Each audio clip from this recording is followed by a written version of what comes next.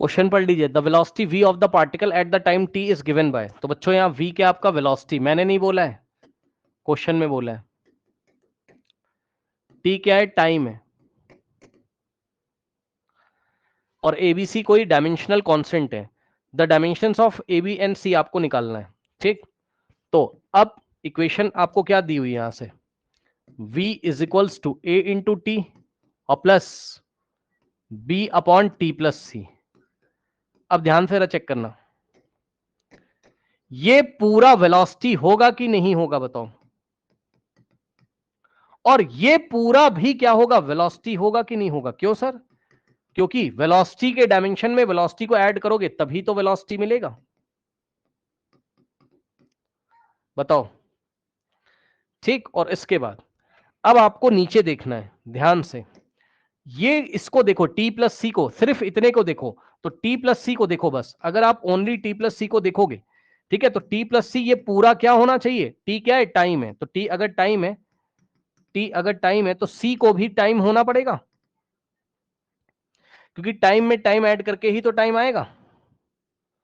तो ये पूरा टाइम है, तो c का डायमेंशन टाइम के इक्वल हो जाएगा, यानी कि c का डायमेंशन जो हो जाएगा वो क्या हो जाएगा यहां से, डायमेंशन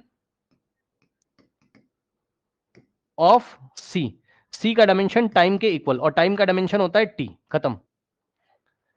अब सुनिए ध्यान से, जब आपका, ध्यान सुनना जरा, b अपॉन टी प्लस सी, b अपॉन टी प्लस सी, बहुत ध्यान से सुनेंगे, बहुत ध्यान सुनेंगे, ये पूरा b अपॉन टी प्लस सी ये पूरा वेलोसिटी है कि नहीं, जल्दी से बताओ, ये पूरा वेलोसिटी है कि नहीं है, b अपॉन टी प्लस सी पूरा वेलोसिटी है। तो अगर ये पूरा वेलोसिटी है, अगर ये पूरा वेलोसिटी है, अगर ये पूरा वेलोसिटी है, तो इसके सामने हम वेलोसिटी की डायमेंशन लिखेंगे lt माइनस वन, ठीक। अब नेक्स्ट स्टेप में ध्यान से जरा चेक करना, नेक्स्ट स्टेप में b अपॉन, बहुत ध्यान से b की डायमेंशन निकालनी है, सुनो, t प्लस सी पूरा क्या है, ये t प्लस सी पूरा टाइम है, यानी कि टाइम का डायमेंशन प्लस टाइम का डायमेंशन, तो दोनों ऐड होके आपको टाइम का डायमेंशन ही तो मिलेगा, t ही तो मिलेगा, चेक कर लो, नीचे टाइम प्लस टाइम, टाइम ही तो है, तो is equals to L T minus one, ठीक। तो ये t उधर चला जाएगा, तो दिस इंप्लाइज कि b का डायमेंशन क्या आ जाएगा यहां से, L T minus one, L T minus one और इंटू में t, ठीक। तो t का मतलब t की पावर वन, तो ये t की पावर जीरो, t खत्म हो जाएगा, तो b की डायमेंशन आ गई किसके इक्वल, l के इक्वल।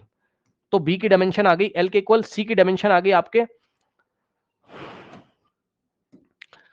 b की डायमेंशन आ गई l के इक्वल, और c की डायमेंशन आ गई आपके टाइम के इक्वल।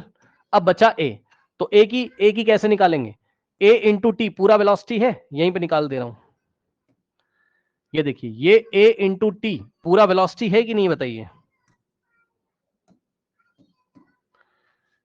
a इंटू टी पूरा का पूरा वेलोसिटी, और वेलोसिटी होता है एल टी माइनस वन,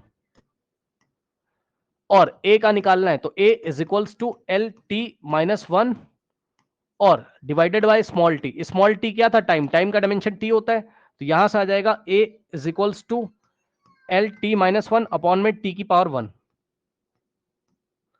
तो ऊपर जाएगा तो हो जाएगा L T minus two, yes. तो a की dimension L T minus to, तो a की डायमेंशन क्या आ गई, एल टी माइनस टू। अब ऑप्शन चेक कर लीजिए, a का, b का, c का, यानी कि जहां पर l T minus two l और t आ रहा हूं, तो l T minus two l, और option b is the correct option, option b is the correct option. कोई डाउट है तो बताइए। एक बच्चा कह रहा है कि हमें कैसे पता चलेगा A B C are dimensional constant या डायमेंशनलेस कांस्टेंट, क्वेश्चन में पूछेगा डायमेंशन बताओ तो पता चलेगा कि डायमेंशनल वाला कांस्टेंट है।